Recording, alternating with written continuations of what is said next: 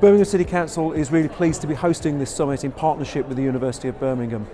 Harmful gambling is a problem that doesn't just affect individual lives, it affects communities, and we know that there's a great deal that we have to do working in partnership with others to really tackle this issue. CHASM is very pleased to be here today to talk about our research on problem gambling in Birmingham. We found that around 12,000 people in Birmingham are problem gamblers and 48,000 at risk of problem gambling. And it's not just an issue for them individually, but also their families, friends and the broader society. So it's a very important issue. Gambling can have some devastating effects on families, on friends, on your personal circumstances. And I'm here really to try and understand what the causes are, what the issues are, and what some of those solutions might be moving forward. So actually we can bring debts and gambling up to the forefront and look at problem solving and long-term solutions. My son was a problem gambler, and he was a gambler from being a teenager playing on slot machines until his death at the age of 40, when he'd exhausted every possible supply of money and he'd lost all his family and his job, everything, all his money.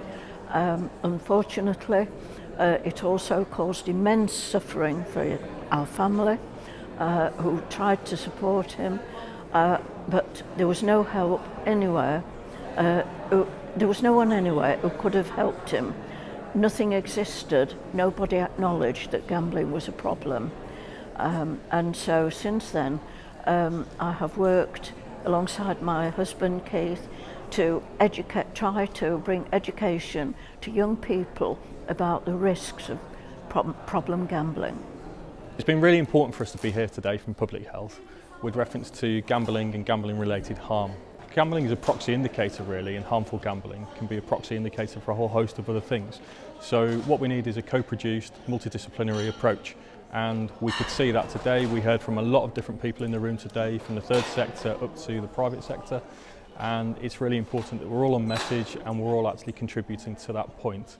What we want to get out of today's summit is a real action plan, bringing together all of our partners, everybody with an interest in this issue, to frame a comprehensive response, so we use all of the knowledge and experience to really tackle those problems and ensure that we're doing all we can to support people who are dealing with harmful gambling and communities.